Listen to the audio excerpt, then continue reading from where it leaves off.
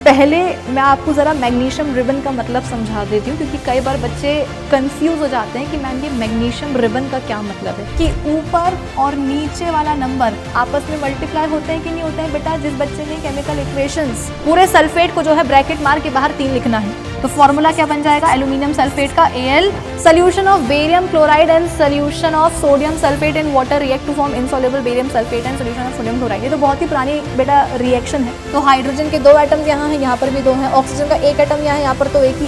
Hello बच्चा पारी, this is Vibhuti Khare, your chemistry educator. Welcome to Adda 24/7 foundation की लक्ष्य सीरीज। और आज के इस वीडियो में हम सॉल्व करने जा रहे हैं क्लास 10th केमिस्ट्री के chapter chemical reactions and equations के एनसीईआरटी इन टेक्स्ट क्वेश्चंस को।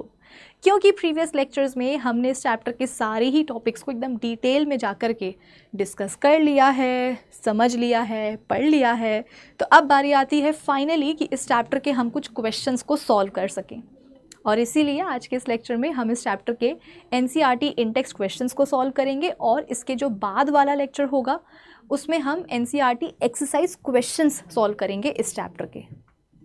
ऑलराइट, तो क्या आप सभी को इस लेक्चर का टारगेट क्लियर हो चुका है? तो आ जाओ, अब इस टारगेट को अचीव करने के लिए हम करते हैं अपने सेशन की शुरुआत। और देखो, शुरुआत इतनी धमाकेदार हुई है कि सीधे हमारे सामने आ गया है पहला सवाल। तो अब ज़रा देखते हैं कि ये फर्स्ट क्वेश्चन एग्जैक्टली हमसे क्या पूछना चाह रहा है। हाँ जी, पूछो भाई। Why should a magnesium ribbon be cleaned before burning in air? जैसे कि मान लो बेटा कि तुम्हें मैंने दिया है एक मैग्नीशियम रिबन, और देने के बाद तुमसे मैंने बोला कि जा बेटा जा, जी ले अपनी ज़िंदगी, जला दे इस मैग्नीशियम रिबन को। अच्छा हाँ, आगे की बात तो हम बाद में करेंगे। पहले मैं आपको ज़रा मैग्नीशियम रिबन का मतलब समझा देती हूँ, क्योंकि कई बार बच्चे कंफ्यूज हो जाते हैं कि मैम ये मैग्नीशियम रिबन का क्या मतलब है। क्या ये वही रिबन है जो लड़कियाँ अपने बालों में लगाती हैं? बेटा, आजकल की लड़कियाँ तो वैसे भी रिबन जो है बालों में नहीं लगाती हैं, वो ज़माने गए, अब तो वो आउट ऑफ फैशन हो गया है। ठीक है, यहाँ पर बात हो रही है मैग्नीशियम रिबन की। मैग्नीशियम रिबन का मतलब ये है कि आपके पास मैग्नीशियम मेटल की एक पतली सी स्ट्रिप है, बहुत पतली सी आपके पास स्ट्रिप है मैग्नीशियम मेटल की, और उसी को हम क्या बोलते हैं? मैग्नीशियम का रिबन बोलते हैं। ठीक है, जैसे कि मान लो कुछ इस तरीके से आपके पास एक बहुत ही पतली सी स्ट्रिप आ गई मैग्नीशियम की, तो इसी को आप क्या बोलोगे? मैग्नीशियम रिबन बोलोगे। Thin strip of magnesium metal. ठीक है, तो मैग्नीशियम रिबन का मतलब समझ में आ गया ना? पतली सी जो स्ट्रिप होती है मैग्नीशियम मेटल की, उसी को हम बोलते हैं मैग्नीशियम रिबन। वही तुमको मैंने दिया है कि जा बेटा जा, इसको जला डालो। तो तुम्हें पता है क्या करना पड़ेगा? जलाने के पहले सैंड पेपर होता है, सैंड पेपर समझते हो? हिंदी में शायद उसको रैकमार बोलते हैं, पता नहीं, हिंदी का मुझे कंफर्म नहीं है, लेकिन हाँ इंग्लिश में तो उसको अपन सैंड पेपर ही बोलते। तो तुम्हें क्या करना पड़ेगा? सैंड पेपर से सबसे पहले तो इस मैग्नीशियम रिबन को तुम्हें अच्छे से क्लीन करना पड़ेगा। ये नहीं कि गीले कपड़े से पोंछ दिया, नहीं, सैंड पेपर लोगे और अच्छे से मैग्नीशियम रिबन को उससे घिस घिस के साफ़ करोगे, और फिर इसके बाद में जलाओगे। आप बोलोगे कि मैम हम तो अपना कमरा साफ़ नहीं करते, आप मैग्नीशियम रिबन को साफ़ करने की बात कर रहे हो, वो भी सैंड पेपर से घिस घिस के। मैम नहीं, हमें तो साफ़ नहीं करना। अरे करना पड़ेगा भाई, तरीका तो यही होता है मैग्नीशियम रिबन को जलाने का। अगर साफ़ नहीं करोगे ना तो ये ठीक से जल नहीं पाएगा, जब ये जलेगा तो दिक्कत आएगी। ऐसा क्यों? अरे वही तो सवाल है, सवाल भी वही पूछा जा रहा है कि मैग्नीशियम रिबन को जलाने के पहले उसको क्लीन किया जाता है। क्यों किया जाता है? तरीका ये क्यों होता है? तो सुनो मेरी बात, अपनी जो सराउंडिंग एयर होती है बेटा, इसमें क्या होती है? ऑक्सीजन गैस होती है, ऑक्सीजन गैस होती है। कोई ऐसा बच्चा जो बोले कि नहीं मैम हमें तो नहीं लगता। अरे तुम्हें लगने ना लगने से कोई फ़र्क नहीं पड़ता बेटा, सराउंडिंग एयर में ऑक्सीजन होती है, ऑक्सीजन होती है तभी हम जिंदा हैं, है ना, सांस ले पा रहे हैं। तो सराउंडिंग एयर में ऑक्सीजन होती है, और ये जो ऑक्सीजन गैस होती है ना बेटा, ये तो मतलब बैठी ही रहती है कि कोई आ जाए मेरे सामने तो मैं उसके साथ में रिएक्ट कर जाऊं। तो इसके सामने कौन आ जाता है? इसके सामने आ जाता है अपना वही मैग्नीशियम मेटल। आप बोलोगे कि मैम मैग्नीशियम मेटल कहाँ से आ गया? अरे ये जो तुम्हें मैंने मैग्नीशियम की पतली सी स्ट्रिप दी थी ना जलाने के लिए, जो तुमको मैंने मैग्नीशियम रिबन दिया था, एक्चुअली बेटा हुआ ये था कि इस मैग्नीशियम रिबन को ना मैंने कुछ दिनों के लिए ऐसी खुली हवा में छोड़ दिया था। तो इस रिबन में जो मैग्नीशियम के एटम्स थे वो कांटेक्ट में आ गए सराउंडिंग एयर में प्रेजेंट ऑक्सीजन से। और तुमको पता है कि मैग्नीशियम खुद क्या है? एक रिएक्टिव मेटल है। अगर ये उतावली होती है हर किसी के साथ रिएक्ट करने के लिए, तो बेटा ये मेटल जो है अपना, ये भी कम भी तो नहीं है। रिएक्टिविटी सीरीज तुम लोग को याद हुई है कि नहीं हुई है? कैटरीना जी को बेटा याद करो, उनका आशीर्वाद लो, तुम्हें रिएक्टिविटी सीरीज याद हो जाएगी। रिएक्टिविटी सीरीज में मैग्नीशियम की पोजीशन कहाँ होती है? ऊपर ही तो होती है ना। मतलब ये क्या है? एक रिएक्टिव मेटल है। तो जैसे ही मैग्नीशियम के कांटेक्ट में आई ऑक्सीजन, इन दोनों ने डिसाइड किया कि एक काम करते हैं, चलो आपस में रिएक्ट कर जाते हैं। और जब ये आपस में रिएक्ट करेंगे बेटा, क्या हो जाएगा? मैग्नीशियम ऑक्साइड बन जाएगा। भाई रिएक्शन होगी तो कुछ ना कुछ तो नया बनेगा। क्या बन गया? क्या बन जाएगा? मैग्नीशियम ऑक्साइड बन जाएगा। और इसी की बेटा लेयर डिपॉजिट हो जाएगी रिबन के ऊपर। ये देखो कुछ इस तरीके से, ये दिख रही है? अलग कलर से बना दूं क्या? देखो अब दिखेगी। हाँ अब दिख रही है ना? ये देखो कुछ इस तरीके से बेटा मैग्नीशियम ऑक्साइड की लेयर जो है डिपॉजिट हो जाएगी इस पतली सी स्ट्रिप के ऊपर, ये मैग्नीशियम रिबन के ऊपर। तो फिर ऐसे रिबन को जब तुम जलाने जाओगे ना, तो फिर दिक्कत आएगी, ये रुकावट बनेगी। बेसिकली जो मैग्नीशियम ऑक्साइड की लेयर आकर के, ये यहाँ पे मैं लिख भी देती हूँ, ये क्या है? मैग्नीशियम ऑक्साइड की लेयर है। तो ये लेयर बेसिकली एक रुकावट का काम करेगी, ये रिबन को ठीक से जलने नहीं देगी। और हम तो चाहते हैं कि ये रिबन ऐसा जले कि जल के खाक हो जाए। तो ये रुकावट पैदा करेगी, इसलिए अपन सबसे पहले क्या करते हैं? रैकवार सैंड पेपर लेते हैं मुझे नहीं पता उसको हिंदी में रैकवार ही बोलते हैं, आप पता नहीं क्या बोलते, जो भी बोलते हो। सैंड पेपर लेते हैं हम और रिबन को जो है अच्छे से घिस घिस के साफ करते हैं। ये पूरी लेयर जो है ये रिमूव कर देते हैं और फिर इसके बाद में रिबन को जलाएंगे तो वो बढ़िया तरीके से जलेगा, डेजलिंग वाइट फ्लेम के साथ जलेगा। ठीक है, चलो तो मुद्दा समझ में आ गया ना कि भाई रिबन को साफ क्यों करना पड़ता है? ताकि ये जो मैग्नीशियम ऑक्साइड की लेयर आकर के डिपॉजिट हो गई है ये हट सके, इसको रिमूव करने के लिए साफ किया जाता है। अदरवाइज ये रिबन को ठीक से जलने नहीं देगी। Okay, so magnesium gets covered with a layer of magnesium oxide when kept in air for long time. कि लंबे समय तक के लिए अगर आप रिबन को ऐसे छोड़ दोगे ना तो ऑक्सीजन के साथ में रिएक्शन हो जाएगी और मैग्नीशियम ऑक्साइड का फॉर्मेशन हो जाएगा और वही उसी की लेयर जो है आकर के डिपॉजिट हो जाएगी। This layer hinders the burning of magnesium, ये रुकावट पैदा करेगी रिबन के जलने में। And hence it is to be cleaned, it has to be cleaned before burning, और इसीलिए इसको साफ करना पड़ता है। ओकी डोकी, तो अपना रूम साफ करो ना करो बेटा, रिबन को जलाने के लिए, मैग्नीशियम रिबन को जलाने के लिए उसको साफ तो करना ही पड़ेगा, तुम्हारे पास और कोई ऑप्शन है नहीं। ठीक है, चलो अगले सवाल पर आते हैं। Right the balanced equation for the following chemical reactions. Word equations basically बेटा यहाँ पर आपको दी हुई हैं, वर्ड इक्वेशंस यहाँ पर आपको दी हुई हैं। और अगर वो बच्चा जिसको नहीं पता कि वर्ड इक्वेशंस क्या होती हैं मैम, तो तुम्हें क्यों नहीं पता है? मैं लेक्चर बना चुकी हूँ वर्ड इक्वेशंस के ऊपर, केमिकल इक्वेशंस के ऊपर, केमिकल इक्वेशंस को बैलेंस कैसे करते हैं, सब कुछ पढ़ा चुकी हूँ मैं, लेक्चर बना चुकी हूँ। तो बेटा जा कर के पहले वो लेक्चर्स देखो, जब तुम्हें कॉन्सेप्ट समझ में आएगा तब जा कर के तुम सवालों को बेहतर तरीके से सॉल्व कर पाओगे, वरना यहाँ वहाँ भटकोगे कि मैम ये कैसे हुआ वो कैसे हुआ। ठीक है, चलो तो वर्ड इक्वेशंस यहाँ पर आपको दी हुई हैं, कितनी दी हुई हैं? 3 ही तो है ना। हाँ, तो फटाफट से क्या करेंगे, एक एक की केमिकल इक्वेशन बना लेंगे, इसके बाद में उसको बैलेंस भी करेंगे। आप बोलोगे कि मैम ओ माय गॉड इतना काम, अरे ये तो शुरुआत है अभी। जब एनसीईआरटी एक्सरसाइज क्वेश्चंस को सॉल्व करने की बारी आएगी ना, तो देखना कितने सारी केमिकल इक्वेशंस बनानी पड़ेंगी और इसके बाद में उन्हें बैलेंस करना पड़ेगा। अभी तो शुरुआत है, तुम रुको तो सही। चलो भैया, जो फर्स्ट अपनी वर्ड इक्वेशन है उससे स्टार्ट करते हैं, ठीक है। और इसकी अपन सबसे पहले केमिकल इक्वेशन बना लेते हैं। क्या हो रहा है, हाइड्रोजन और क्लोरीन के बीच में रिएक्शन हो रही है, हाइड्रोजन क्लोराइड गैस बन रही है बेसिकली, ठीक है। आ रही ना बात समझ में कि नहीं आ रही बेटा? फर्स्ट रिएक्शन पर ध्यान दो।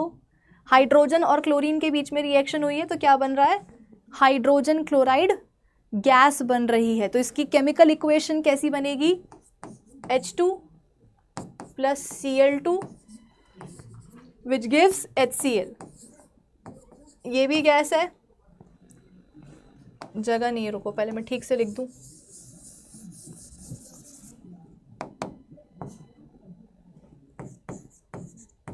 ये गैस है, ये भी गैस है, और इनके बीच में जब रिएक्शन हो रही है तो हाइड्रोजन क्लोराइड गैस बन रही है, ठीक है। अब अपन क्या करेंगे बेटा, बस इक्वेशन नहीं बनानी है, बैलेंस भी करना है। आ जाओ, सबसे पहले अपन क्लोरीन के एटम्स को बैलेंस कर लेते हैं। हिट एंड ट्रायल मेथड लगा रहे हैं तुमको। मैंने किसी भी केमिकल इक्वेशन को बैलेंस करने के दो तरीके बताए हैं। एक तो वही जो अपना ट्रेडिशनल मेथड होता है हिट एंड ट्रायल मेथड, और दूसरा होता है अपना कोफिशिएंट मेथड। इक्वेशन छोटी सी ही दिख रही है तो एक काम करते हैं, हिट एंड ट्रायल मेथड से ही इसको बैलेंस कर लेते हैं। मुझे नहीं लगता कि दिक्कत आएगी कुछ। तो हिट एंड ट्रायल मेथड को अप्लाई करने का भी मैंने आपको एक तरीका बताया था कि सबसे पहले आप क्या करा करो, मेटल के एटम्स बैलेंस किया करो, फिर नॉन मेटल के एटम्स बैलेंस किया करो, फिर कार्बन के एटम्स बैलेंस किया करो, फिर ऑक्सीजन के, और लास्ट में फिर हाइड्रोजन के एटम्स बैलेंस किया करो। ये सीक्वेंस जो है बेटा आपको फॉलो करना है हिट एंड ट्रायल मेथड से। जब भी आप किसी केमिकल इक्वेशन को बैलेंस करने जाओगे तो ये सीक्वेंस याद से फॉलो कर लेना, ठीक है। तो मेटल तो यहाँ पर दिख नहीं रहा है, नॉन मेटल है क्लोरीन। आज सबसे पहले अपन उसी के एटम्स को बैलेंस कर लेते हैं। देखो लेफ्ट हैंड साइड में बेटा क्लोरीन के 2 एटम्स हैं, है ना। यहाँ पर कुछ नहीं लिखा हुआ है, कुछ नहीं होता है तो मान के चलो वहाँ क्या होता है, बताओ मेरे मुन्नू। अगर कुछ नहीं लिखा होता है, अगर कुछ नहीं, अगर मतलब किसी रिएक्टेंट या किसी प्रोडक्ट के बगल में, किसी रिएक्टेंट या किसी प्रोडक्ट के बगल में अगर कुछ नहीं लिखा होता है तो मान के चलो वहाँ पर क्या लिखा होता है, 1। ये 1 के बारे में तुमको मैंने क्या बताया था, मतलब 1 के बारे में नहीं, ये नंबर या ये कोफिशिएंट के बारे में तुमको मैंने क्या बताया था कि ऊपर और नीचे वाला नंबर आपस में मल्टीप्लाई होते हैं कि नहीं होते हैं बेटा। जिस बच्चे ने केमिकल इक्वेशंस को बैलेंस कैसे करते हैं वो वाला लेक्चर नहीं लगाया है तो प्लीज़ जा कर के वो लेक्चर जो है अभी के अभी देख लो। दोनों मेथड्स मैंने बताए हैं और दोनों मेथड्स को मैंने अलग अलग लेक्चर में समझाया है। एक मेथड, एक मतलब लेक्चर में जो है हमने हिट एंड ट्रायल मेथड की बात करी थी, वो मैंने समझाया था, और फिर दूसरे लेक्चर में मैंने आपको कोफिशिएंट मेथड समझाया है। तो 2 लेक्चर्स हैं जिसमें कि हमने सिर्फ और सिर्फ केमिकल इक्वेशंस को कैसे बैलेंस करते हैं उसके ऊपर बात करी है। तो जाकर के वो लगा लो, तुम्हारी ज़िंदगी आसान हो जाएगी बेटा, ठीक है। तो ये ऊपर और नीचे वाले नंबर क्या होते हैं, मल्टीप्लाई होते हैं। तो 1 2 ज़ा 2 कितना हो जाएगा, 1 2 ज़ा 2, अरे 2 ही तो होता है और क्या होता है, ठीक है। तो यानी कि लेफ्ट हैंड साइड में क्लोरीन के कितने एटम्स हैं बेटा, 2 एटम्स हैं। अगर लेफ्ट हैंड साइड में क्लोरीन के 2 एटम्स हैं तो बेटा राइट हैंड साइड में भी क्लोरीन के 2 ही एटम्स होने चाहिए, लेकिन यहाँ तो दद्दा एक ही है भाई। मैंने क्या बोला था, रिएक्टेंट एंड प्रोडक्ट के बगल में अगर कुछ नहीं लिखा होता है तो मान के चलो वहाँ पर क्या होता है, 1। यानी कि यहाँ पर कितना कोफिशिएंट लिखा हुआ है, कितना कोफिशिएंट है, कितना नंबर है, 1 है। इसका मतलब क्या कि राइट हैंड साइड में बेटा क्लोरीन का एक ही एटम है। लेफ्ट में तो 2 हो गए, राइट में तो एक ही है। तो जहाँ कमी होती है वहाँ एटम्स का नंबर बढ़ाया जाता है, कोफिशिएंट वहीं लगाया जाता है। तो 1 से तो काम नहीं चल पा रहा है तो इसको हटा देते हैं और इसकी जगह लगा देते हैं हम कोफिशिएंट 2, यानी कि 1 को हटा करके 2 नंबर लगा देते हैं। अब बताओ कितने एटम्स हो गए हैं क्लोरीन के बेटा राइट हैंड साइड में। लेफ्ट में तो पहले से 2 थे, राइट में अब देखो कितने हो गए हैं, 2 हो गए हैं। तुमको मैं पहले भी बता चुकी हूँ कि अगर किसी मॉलिक्यूल के बगल में कोई नंबर लिखा होता है, कोई कोफिशिएंट लिखा होता है, तो वो नंबर, वो कोफिशिएंट क्या करता है बेटा, मॉलिक्यूल में आने वाले सारे एलिमेंट्स के एटम्स का नंबर बताता है। तुम ये नहीं बोलोगे कि मैम केवल हाइड्रोजन के बगल में 2 लिखा हुआ है। मैम हाइड्रोजन के ही तो जस्ट बगल में क्या लिखा हुआ है, 2 लिखा हुआ है। मतलब यहाँ से हमको ये इन्फॉर्मेशन मिल रही है कि यहाँ पर हाइड्रोजन के 2 एटम्स हैं, लेकिन क्लोरीन का तो एक ही है। क्यों? क्योंकि क्लोरीन के बगल में तो नहीं लिखा हुआ है 2, तो हाइड्रोजन के बगल में लिखा हुआ है। अरे बुड़बक, ये दोनों अभी एक मॉलिक्यूल के हिस्से हैं, अलग अलग एटम्स नहीं है बेटा, ये अभी एक मॉलिक्यूल बना रहे हैं मिल करके। अभी दोनों क्या है, मॉलिक्यूल, एक मॉलिक्यूल के हिस्से हैं। तो यहाँ पर जो नंबर लिखा रहेगा, जो कोफिशिएंट लिखा रहेगा ना, वो क्या करेगा, मॉलिक्यूल में प्रेजेंट सारे एलिमेंट्स के एटम्स का नंबर बताएगा। तो अगर 2 एटम्स हैं हाइड्रोजन के, तो बेटा क्लोरीन के भी यहाँ पर 2 ही एटम्स हैं। ठीक है, ये मत बोलना कि मैम जिसके बगल में होगा उसी की चलेगी, अरे ऐसा नहीं होता है। चलो, तो लेफ्ट में तो देखो 2 ही एटम्स थे क्लोरीन के, यहाँ पर हमने कोफिशिएंट लगा दिया, नंबर बढ़ा दिया, तो अब राइट में भी क्या हो गया है, क्लोरीन के 2 एटम्स हो गए। तो यहाँ पर भी 2, यहाँ पर भी 2, क्लोरीन के एटम्स क्या हो गए बेटा, बैलेंस हो गए। अब क्या बचा, हाइड्रोजन। कितने एटम्स हैं हाइड्रोजन के, लेफ्ट हैंड साइड में। आप बोलोगे कि मैम यहाँ पर भी तो 2 ही दिख रहे हैं। मैम लेफ्ट हैंड साइड में हाइड्रोजन के 2 ही एटम्स दिख रहे हैं। हाँ, सही दिख रहे हैं, कॉन्फिडेंस के साथ बोलोगी हाँ मैम 2 एटम्स है, बहुत बढ़िया। और राइट हैंड साइड में कितने हैं भाई, अगर यहाँ पर 2 हैं तो यहाँ पर भी 2 होने चाहिए। अरे मैम कोफिशिएंट तो हमने पहले ही लगा रखा है, 1 को हटा करके 2 नंबर लगा दिया था, तो 2 से क्या हुआ, ना सिर्फ क्लोरीन के एटम्स का नंबर बढ़ा बेटा, हाइड्रोजन के भी तो एटम्स का नंबर बढ़ा कि नहीं बढ़ा। बताओ जरा, राइट हैंड साइड में कितने एटम्स हो गए हैं हाइड्रोजन के। आप बोलोगे कि मैम 2, बहुत बढ़िया।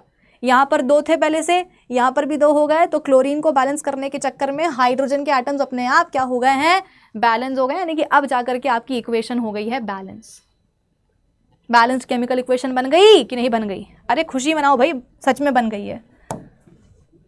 पहली इक्वेशन हो गई है, आ जाओ दूसरी के ऊपर बात करते हैं। दूसरी में क्या हो रहा है, वर्ड इक्वेशन क्या दी हुई है बेटा, बेरियम क्लोराइड की रिएक्शन हो रही है एल्यूमिनियम सल्फेट से, बेरियम सल्फेट बन रहा है और साथ में बन रही है क्या, एल्यूमिनियम क्लोराइड। साथ में बन रही है एल्यूमिनियम क्लोराइड, साथ में बन रहा है एल्यूमिनियम क्लोराइड। ठीक है, अब कहने को कोई बहुत तोप रिएक्शन नहीं हो रही है, लेकिन जब फिर इक्वेशन को लिखने की बारी आएगी, मुझे पता है कि तुम लोग गड़बड़ करोगे। गड़बड़ कहाँ करोगे मुझे ये भी पता है, तुम्हें कंपाउंड्स के फॉर्मूले बनाने ही नहीं आते हैं। तो सीखो बेटा सीखो। यहाँ देखो, सबसे पहले बेरियम क्लोराइड का फॉर्मूला कैसे बनेगा वो मैं तुमको बताती हूँ। कहाँ बताऊँ, चलो यहीं बता देती हूँ। बेरियम आयन के ऊपर चार्ज होता है +2, दिख रहा है ना इतना छोटा। हाँ, इनफैक्ट इसको और छोटा कर सकते हैं हम। बेरियम आयन के ऊपर चार्ज होता है +2, ठीक है। क्लोराइड आयन के ऊपर चार्ज होता है -1। तो क्रिस क्रॉस कर दो, क्रिस क्रॉस कर दो बेटा।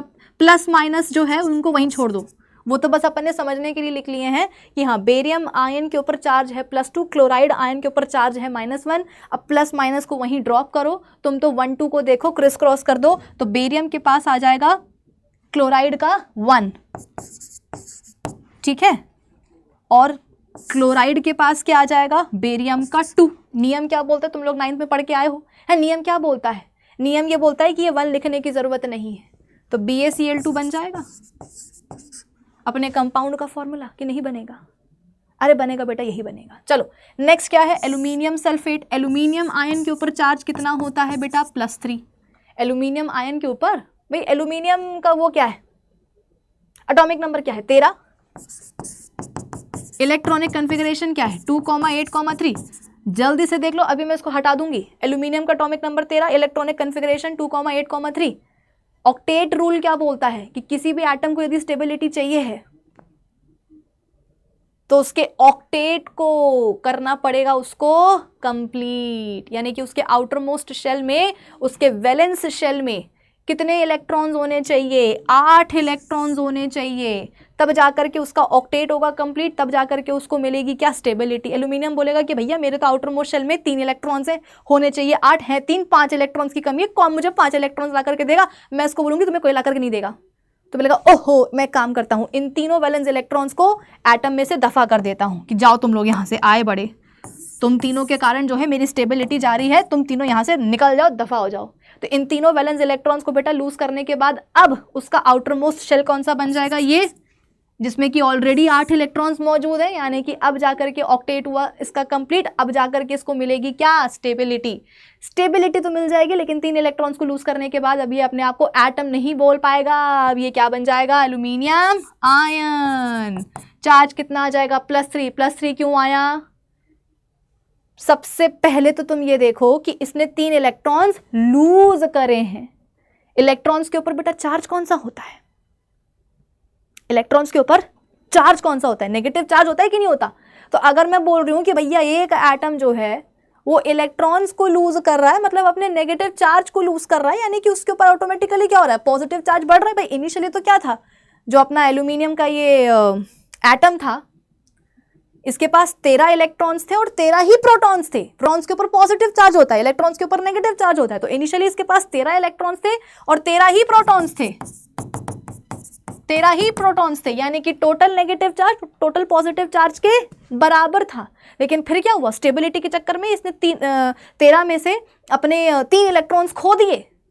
अब इसके पास कितने इलेक्ट्रॉन्स बचे हैं, 10 बचे हैं। लेकिन प्रोटॉन्स तो अभी भी कितने हैं, प्रोटॉन्स तो बेटा अभी भी 13 ही है ना, इलेक्ट्रॉन्स कम हुए हैं। 13 में से 3 निकल गए, बचे कितने, 10। लेकिन प्रोटॉन्स तो अभी भी कितने हैं, 13 हैं। तो देखो यहाँ पर पॉजिटिव, प्रोटॉन्स का नंबर बढ़ गया कि नहीं बढ़ गया, प्रोटॉन्स का नंबर बढ़ गया, मतलब पॉजिटिव चार्ज बढ़ गया। तो आयन के ऊपर क्या आएगा, पॉजिटिव चार्ज आ जाएगा। और ये 3 नंबर कहाँ से आए, क्योंकि इसने 3 इलेक्ट्रॉन्स लूज करे, इसलिए 3 नंबर आ गया। आगे बात समझ में। तो इसीलिए एल्यूमिनियम आयन के ऊपर चार्ज कितना आ जाएगा, मैंने पहले कहा था मैं हटा दूंगी ये सब, जल्दी से देख लो। तो एल्यूमिनियम आयन के ऊपर बेटा चार्ज कितना आ जाएगा, +3। Sulphate ion poly atomic ion है, sulphate ion poly atomic ion है, चार्ज कितना होता है, -2। अब प्लस माइनस को यहीं छोड़ दो, तुम तो नंबर को उठा करके क्रिस क्रॉस कर दो, यानी कि एल्यूमिनियम के पास आ जाएगा नंबर 2 और सल्फेट के पास आ जाएगा एल्यूमिनियम का 3, है ना, सल्फेट के पास आ जाएगा एल्यूमिनियम का 3। तो कैसे लिखेंगे, ऐसे लिखेंगे क्या है, ऐसे कोई लिखता है क्या, नहीं। नियम क्या बोलता है, ब्रैकेट मारो और फिर 3 लिखो। पूरे सल्फेट को जो है ब्रैकेट मार के बाहर 3 लिखना है। तो फॉर्मूला क्या बन जाएगा एल्यूमिनियम सल्फेट का, Al2SO4 होल 3, Al2SO4 होल 3। ठीक है, नेक्स्ट क्या है, बेरियम सल्फेट। अब बताओ बेरियम सल्फेट कैसे बनेगा, तुमको मैंने अभी बताया, बेरियम आयन के ऊपर चार्ज कितना होता है, +2 और सल्फेट आयन के ऊपर कितना होता है, -2। तो +2 -2 कट जाएंगे, +1 -1 बचेगा, प्लस माइनस को भी जो है ना गोली मारो, 1 1 का क्रिस क्रॉस कर दो, क्या बन जाएगा फॉर्मूला, BaSO4 बन जाएगा कि नहीं बन जाएगा। फिर नेक्स्ट क्या है, एल्यूमिनियम क्लोराइड। एल्यूमिनियम आयन के ऊपर चार्ज कितना होता है, अभी भी पूरा एक्सप्लेन किया, +3। क्लोराइड आयन के ऊपर कितना होता है, -1। क्यों, क्योंकि क्लोरीन का एटम क्या करता है, एक इलेक्ट्रॉन को गेन कर लेता है ताकि उसका ऑक्टेट हो जाए कंप्लीट, तो -1 चार्ज आ जाता है। प्लस माइनस को वहीं छोड़ दो, बाकी नंबर को क्रिस क्रॉस कर दो, तो AlCl3 बन जाएगा, है ना। एल्यूमिनियम के पास आ जाएगा क्लोराइड का 1, क्लोरीन के पास आ जाएगा एल्यूमिनियम का 3, तो फॉर्मूला क्या बन जाएगा, AlCl3। अब देखो सारे फॉर्मूले बन गए, BaCl2, एल्यूमिनियम सल्फेट, BaSO4 और एल्यूमिनियम क्लोराइड। अब इन्हीं की उठा करके क्या करो, इक्वेशन बना दो। आ जाओ, ये देखो, ये बनी इक्वेशन कि बेरियम क्लोराइड की रिएक्शन हुई एल्यूमिनियम सल्फेट के साथ, क्या बन गया, बेरियम सल्फेट बन गया, और साथ में एल्यूमिनियम क्लोराइड भी बना। ठीक है, अब क्या करेंगे, इक्वेशन तो बन गई, इसको बैलेंस भी तो करना है भैया, पूरा काम करो। आ जाओ बैलेंस करते हैं। शुरुआत करते हैं मेटल्स के साथ। बेरियम के कितने एटम्स यहाँ पर आपको दिख रहे हैं बेटा, लेफ्ट हैंड साइड में। चलिए काम करो, एल्यूमिनियम पहले एल्यूमिनियम लेफ्ट हैंड साइड में पहले मेटल्स को, मतलब पहले अपन मेटल के एटम्स को बैलेंस करेंगे, फिर नॉन मेटल, फिर कार्बन, अगर है तो, नहीं है तो फिर ऑक्सीजन पे आ जाओ, और फिर लास्ट में हाइड्रोजन। ठीक है, सबसे पहले अपन एल्यूमिनियम की बात करते हैं। एल्यूमिनियम के देखो बेटा लेफ्ट हैंड साइड में 2 एटम्स हैं, है ना। देखो सबस्क्रिप्ट में क्या नंबर लिखा हुआ है, 2। अब मैं बार बार नहीं बोलूंगी कि बेटा कुछ नहीं, मतलब यहाँ पर 1 है तो 1 × 2 कितना हो जाएगा, 2 हो जाएगा, सबको पता है। तो लेफ्ट हैंड साइड में एल्यूमिनियम के 2 एटम्स हैं, लेकिन राइट हैंड साइड में तो देखो कुछ नहीं है, इसका मतलब 1 है, यानी कि एक ही एटम है एल्यूमिनियम का, यहाँ पर 2, यहाँ पर 1, बड़ी नाइंसाफी है, कमी है यहाँ पर, तो कमी को पूरा करने के लिए क्या करेंगे, लगा देंगे यहाँ पर नंबर कितना, 2 कोफिशिएंट। तो अब देखो लेफ्ट हैंड साइड में एल्यूमिनियम के पहले से ही 2 एटम्स थे, राइट साइड में भी देखो कितने हो गए, 2 हो गए। फिर हम बात करते हैं नेक्स्ट किसकी, बेरियम की। बेरियम का देखो 1 एटम यहाँ है लेफ्ट हैंड साइड में, राइट में भी 1 ही है, ठीक है। नॉन मेटल कौन है, सल्फर। आज अपन सल्फर के भी एटम्स को बैलेंस कर लेते हैं। यहाँ पर देखो बेटा लेफ्ट हैंड साइड में सल्फर के 3 एटम्स है। आप बोलोगे कि मैम 3 कहाँ है, मैम यहाँ कोई नंबर तो नहीं लिखा हुआ है, मतलब यहाँ पर तो 1 है, कोफिशिएंट यहाँ पर 1 है, तो मैम उसके हिसाब से तो सल्फर का 1 एटम होना चाहिए। अरे बेटा माना कि यहाँ पर 1 कोफिशिएंट है, लेकिन तुम ये भी तो देखो कि सल्फर यानी कि जो सल्फेट आयन है उसको पूरा ब्रैकेट के अंदर बंद करके बाहर क्या नंबर लिखा हुआ है, सबस्क्रिप्ट में 3 लिखा है कि नहीं लिखा। इसका मतलब यहाँ पर सल्फर के 3 एटम्स हैं। तुम चाहो इससे भी मल्टीप्लाई कर सकते हो। मान लो बेटा, मान लो कि यहाँ पर अगर 1 कोफिशिएंट ना लिखा होता, 2 कोफिशिएंट लिखा होता, मान लो, और फिर तुमसे मैं पूछती कि बताओ यहाँ पर सल्फर के कितने एटम्स है, तो तुम क्या बोलते, मैम कोफिशिएंट लिखा हुआ है बाहर 2 और यहाँ पर सबस्क्रिप्ट में नंबर लिखा हुआ है 3, तो मैम क्या करेंगे, मैंने क्या सिखाया है, ऊपर और नीचे वाले नंबर आपस में मल्टीप्लाई होते हैं, तो 2 3 6, तो तुम बोलते हैं कि मैम 6 एटम्स हैं, ठीक है ना। लेकिन यहाँ पर फिलहाल 2 कोफिशिएंट नहीं है, 1 ही है, 1 ही है, तो 1 × 3 कर दो, कितना हो जाएगा 3, यानी कि यहाँ पर सल्फर के, यहाँ पर मतलब कहाँ, लेफ्ट हैंड साइड में सल्फर के 3 एटम्स हैं, तो राइट में भी उतने ही होने चाहिए। लेकिन यहाँ पर तो ओहो, यहाँ पर तो देखो सल्फर का 1 ही एटम है, यहाँ पर कोई नंबर नहीं, मतलब यहाँ पर 1 है। 1 नंबर क्या बता रहा है कि राइट हैंड साइड में सल्फर का 1 ही एटम है, यहाँ पर तो 3 है, यहाँ पर तो 1 ही है, कमी है। तो कमी को पूरा करने के लिए क्या करेंगे, नंबर लगा देंगे यहाँ पर कितना, 3।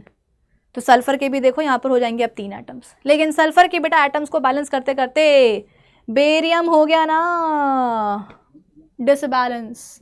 पहले यहाँ पर भी बेरियम का 1 एटम था, यहाँ पर भी 1 ही एटम था, अब यहाँ पर 3 हो गए, लेकिन यहाँ पर तो अभी भी 1 ही है, तो नंबर यहाँ पे बढ़ाना पड़ेगा। कैसे बढ़ाएंगे, 1 नंबर को हटा करके नंबर लगा देंगे कितना, 3।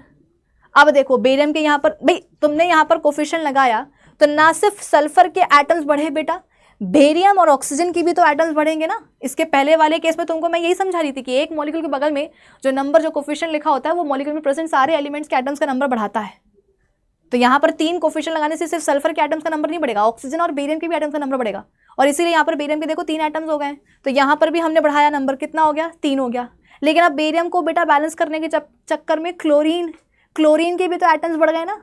देखो यहाँ पे लेफ्ट हैंड साइड में क्लोरीन के कितने एटम्स हो गए हैं, पहले तो 2 थे, अब कितने हो गए, 3 2 6, तो राइट हैंड साइड में भी 6 होने चाहिए। देखो यहाँ पर 3 2 6, यानी कि बेरियम और सल्फर को, है ना, बेरियम और सल्फर को बैलेंस करते करते, इनफैक्ट एल्यूमिनियम, बेरियम, सल्फर और एल्यूमिनियम, इन तीनों को बैलेंस करते करते जो क्लोरीन है वो अपने आप बैलेंस हो गया, कि अब क्लोरीन के देखो यहाँ पर 6 एटम्स होगा, यहाँ पर भी 2 3 6 6 एटम्स हो गए,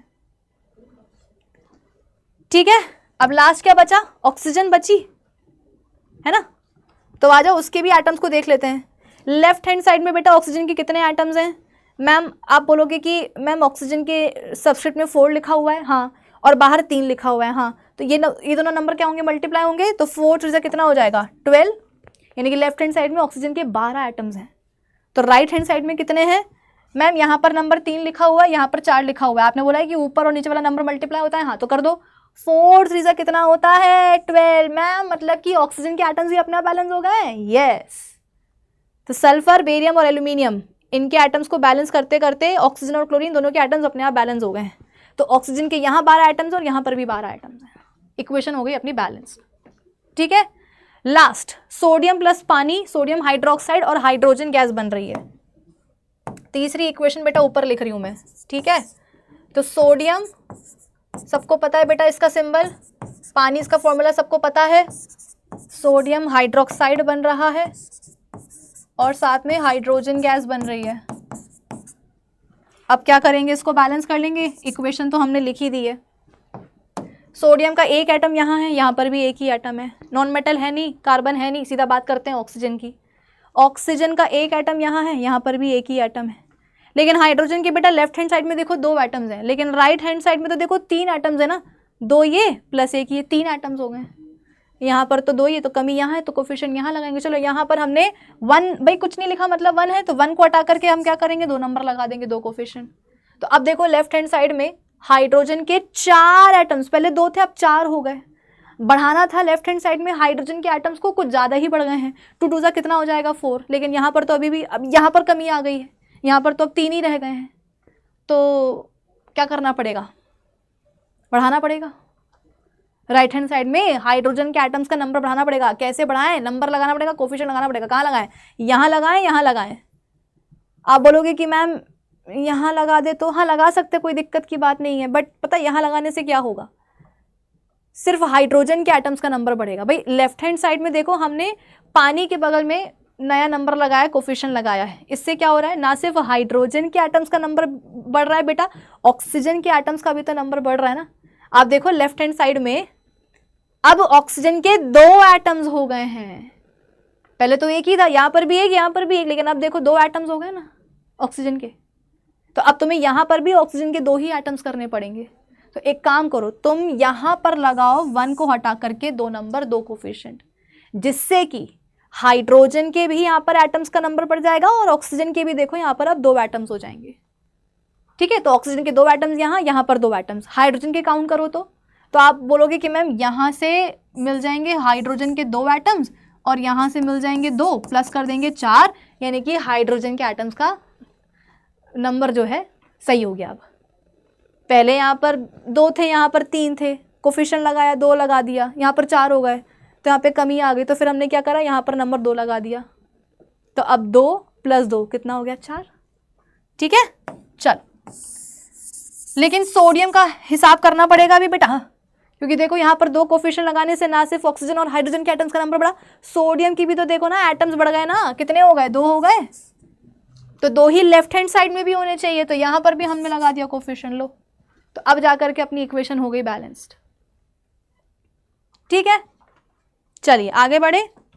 एक ही सवाल पे इतना समय लगा दिया हमने, पर चलो खैर कोई बात नहीं, तुम्हें मुद्दा है कि सवाल समझ में आना चाहिए। चलो, राइट अप बैलेंस, ओके, फिर से इक्वेशन लिखनी है और साथ में सिंबल्स भी लगाने हैं, मतलब स्टेट, फिजिकल स्टेट भी मेंशन करनी है। ठीक है, solution of barium chloride and solution of sodium sulfate in water react to form insoluble barium sulfate and solution of sodium chloride। ये तो बहुत ही पुरानी बेटा रिएक्शन है, पुरानी बोले तो पूरे चैप्टर में कई बार अपन इसको डिस्कस कर चुके हैं। तो मुझे लगता है कि इक्वेशन तुम्हें बनानी आ जानी चाहिए। बेरियम क्लोराइड कैसे बनेगा अभी पिछले वाले सवाल में बताया ही था, और सिंबल लगाने को बोला है तो एक्वस लिख देना। AQ का मतलब होता है एक्वस, एक्वस सोल्यूशन का मतलब क्या है, सवाल देखो खुद बोल रहा है ना, बेरियम क्लोराइड और सोडियम सल्फेट के सोल्यूशन है पानी में, यानी कि दोनों को आपने अलग अलग पानी में घोला हुआ है, तो दोनों के क्या है आपके पास एक्वस सोल्यूशन है, प्लस सोडियम सल्फेट, इसका भी आपके पास एक्वस सोल्यूशन है।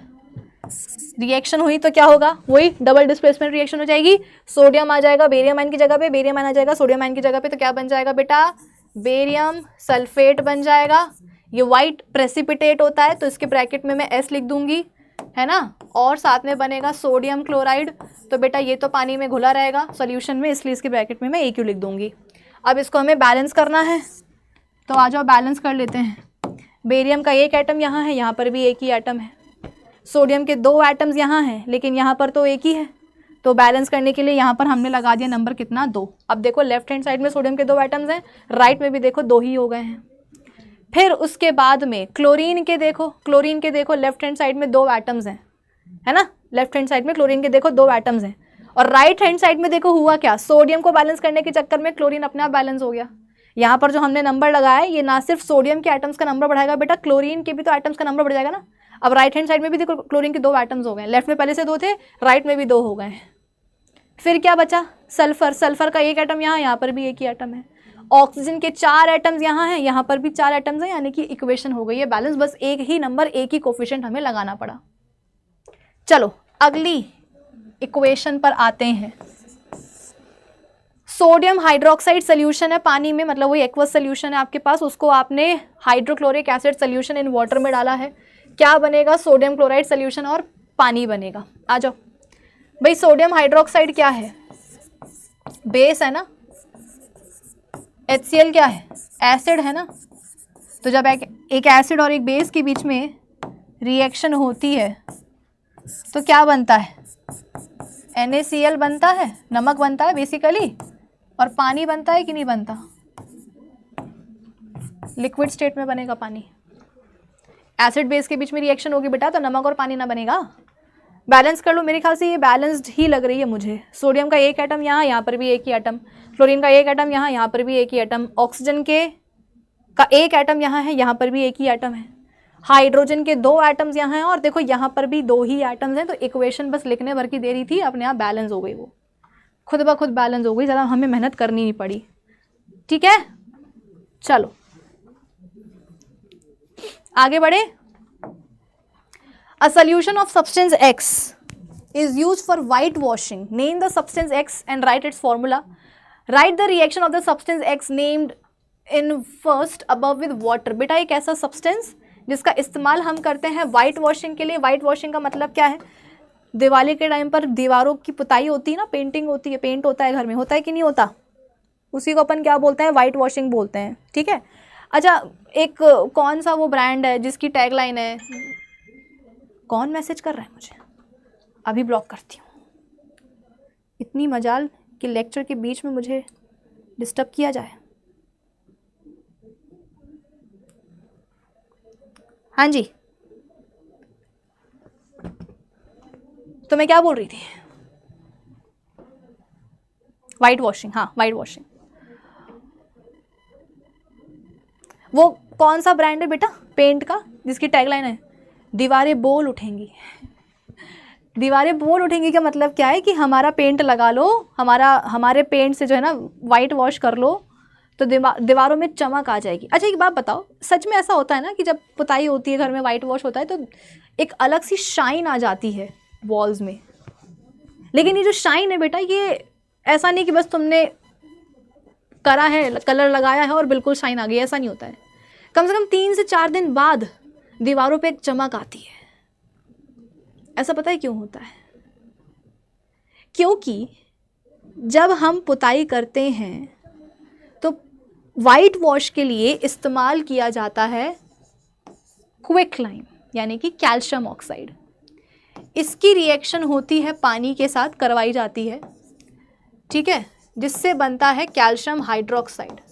और यही कैल्शियम हाइड्रोक्साइड दीवारों के ऊपर पोता जाता है, लगाया जाता है, अप्लाई किया जाता है। ठीक है, वाइट वॉशिंग के टाइम पर हम क्या करते हैं? कैल्शियम ऑक्साइड की रिएक्शन करवाते हैं पानी के साथ, जिससे कि बनता है कैल्शियम हाइड्रोक्साइड। और इसी कैल्शियम हाइड्रोक्साइड को बेटा पेंट में मिला करके हम क्या करते हैं? दीवारों पे अप्लाई करते हैं। यानी कि दीवारों पर क्या आ गया है? कैल्शियम हाइड्रोक्साइड आ गया है। अब क्या होता है? सराउंडिंग एयर में क्या है? हाँ ऑक्सीजन तो है, कार्बन डाइऑक्साइड गैस भी तो है बेटा। तो सराउंडिंग एयर में जो कार्बन डाइऑक्साइड गैस होती है, इसकी रिएक्शन हो जाती है दीवार में अप्लाइड कैल्शियम हाइड्रोक्साइड के साथ, जिससे कि बन जाता है कैल्शियम कार्बोनेट। और इसी कैल्शियम कार्बोनेट के कारण बेटा दीवारों पे चमक आ जाती है। भैया आई बात समझ में? दीवारों पे चमक आ जाती है। सवाल तो यही था ना कि चमक क्यों आ रही है? चमक क्यों आ रही है? अब आई बात समझ में?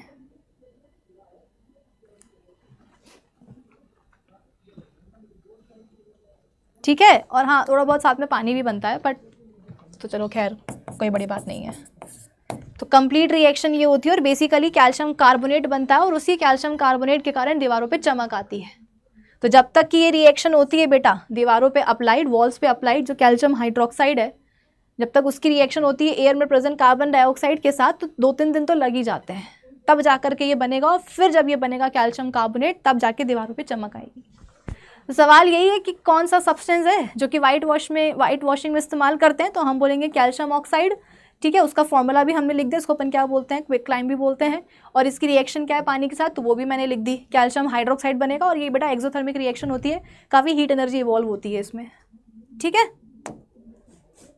चलिए आगे बढ़ते हैं अगले सवाल की तरफ। ये देखो आपके एनसीईआरटी में लिखा हुआ है, a solution of slaked lime produced by the reaction is used in white washing.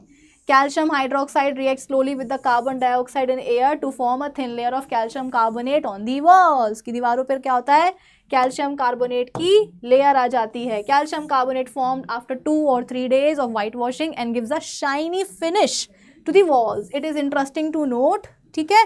और केमिकल फार्मूला क्या होता है ऑफ मार्बल का भी, मतलब जो मार्बल होता है ना मार्बल, उसका भी फार्मूला क्या होता है, कैल्शियम CaCO3 ही होता है.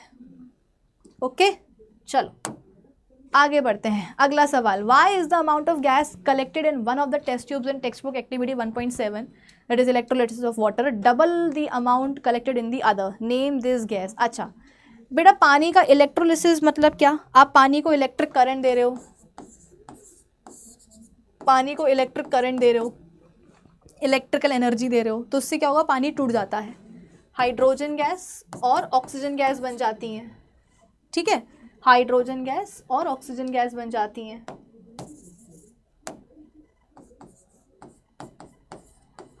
अब कौन सी गैस कौन से इलेक्ट्रोड पर बनती है, कौन सी गैस कौन से इलेक्ट्रोड पर बनती है, ये भी जो है मैं आपको पढ़ा चुकी हूँ.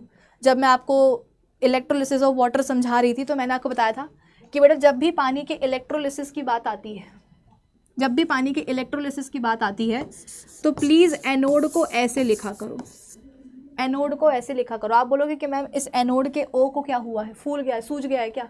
हाँ बेटा ये फूल गया है, ये सूज गया है, ये खुशी से फूल गया. आप बोलोगे कि मैम क्यों फूल गया, क्योंकि एनोड पर बनी है ओ फॉर ऑक्सीजन गैस.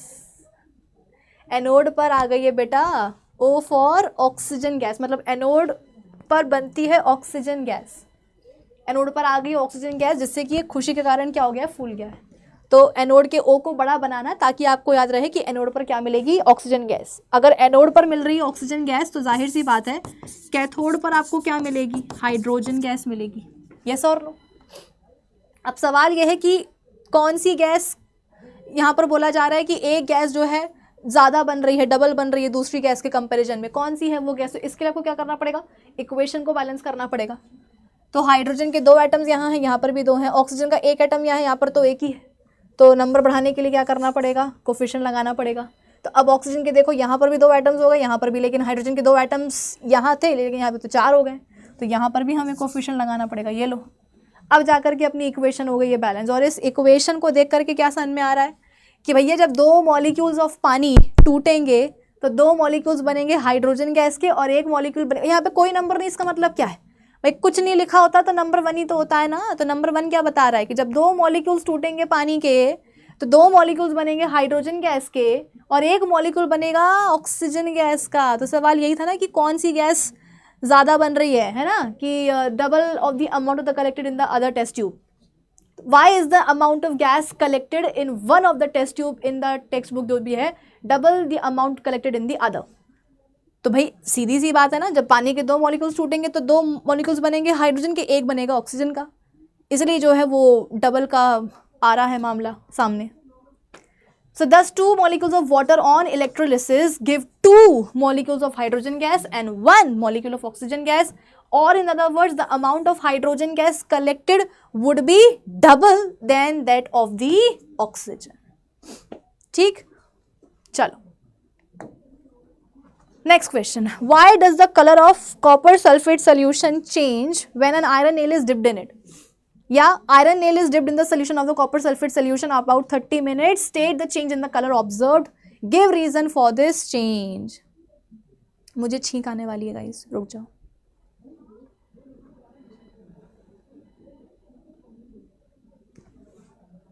नहीं आ रही है, टाइम वेस्ट नहीं करेंगे हम. बेटा कॉपर सल्फेट में तुम लोहा डाल दोगे, लोहे का तार, लोहे की कील या कुछ भी डालोगे लोहा, तो क्या होगा, डिस्प्लेसमेंट रिएक्शन नहीं होगी. रिएक्टिविटी सीरीज में लोहा आता है, आयरन आता है कॉपर के ऊपर, मतलब आयरन मोर रिएक्टिव है कॉपर से, तो वो जैसे ही देखेगा कॉपर सल्फेट में कॉपर को, उसका हो जाएगा दिमाग खराब, ये बोलेगा भाई तुम तो रिएक्टिविटी सीरीज में हमसे नीचे आते हो, तुम्हारी क्या मजा है कि हमारे सामने कंपाउंड बना के बैठे हो, चलो निकलो यहाँ से. तो ये इसको मुक्का मार के भगा देगा, डिस्प्लेस कर देगा और खुद क्या करेगा, सल्फेट आयन के साथ फेरस सल्फेट बना लेगा और कॉपर हो जाएगा बेघर. तो इनिशियली आपके पास कॉपर सल्फेट था तो इसका कलर क्या होता है बेटा, ब्लू होता है. अब कॉपर सल्फेट में से बेटा कॉपर को ही डिस्प्लेस किया जा रहा है, वहां पर बैठता जा रहा है कौन, फेरस आयन, और फेरस सल्फेट बनता जा रहा है। तो जाहिर सी बात है बेटा कॉपर सल्फेट तो अब गया, कॉपर सल्फेट तो अब गया, उसकी जगह पे फेरस सल्फेट आ रहा है, यानी कि अब जो सोल्यूशन का ब्लू कलर है वो डिसअपियर होने लग जाएगा और ग्रीन कलर अपीयर होने लग जाएगा, सोल्यूशन का कलर। क्यों? क्योंकि सोल्यूशन अब बनता जा रहा है फेरस सल्फेट का। ठीक है, so when an iron nail is dipped in copper sulphate solution the displacement reaction takes place. जो कलर होगा कॉपर सल्फेट सोल्यूशन का वो फेड हो जाएगा due to the formation of light green solution of iron sulphate. ठीक, चलिए next, given example of double displacement reaction other than the one given in activity 1.10। ये double displacement के तो बहुत ही सारे एग्जाम्पल मैं आपको बता चुकी हूँ, जो भी आपको एग्जाम्पल अच्छा लगे वो आप लिख सकते हो। जैसे कि यहाँ पर देखो सोडियम हाइड्रोक्साइड HCl के साथ रिएक्शन हो रही है, NaCl बन रहा है, पानी बन रहा है, ये भी डबल डिस्प्लेसमेंट है। ठीक है, इसके अलावा भी जो आपके मन में आप वो भी लिख सकते हो। Next, identify the substances that are oxidised and the substances that are reduced in the following reactions. Okay, पहली रिएक्शन में क्या हो रहा है, सोडियम की रिएक्शन हो रही है, ऑक्सीजन के साथ में सोडियम ऑक्साइड बन रहा है। तो बताओ कौन हो रहा है ऑक्सीडाइज, कौन हो रहा है रिड्यूस। तो आप बोलोगे कि मैम अगर किसी सब्सटेंस में ऑक्सीजन का एडिशन हो जाए तो वो तो हो जाएगा ऑक्सीडाइज। तो मैम सोडियम में तो ऑक्सीजन की रिएक्शन हो रही है, मतलब वो हो रहा है ऑक्सीडाइज सोडियम ऑक्साइड में, लेकिन फिर मैम रिड्यूस कौन हो रहा है यहाँ पर।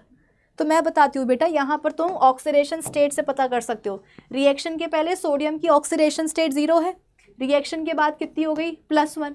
ऑक्सीजन की ऑक्सीडेशन स्टेट क्या है, रिएक्शन के पहले 0, रिएक्शन के बाद कितनी हो गई -2।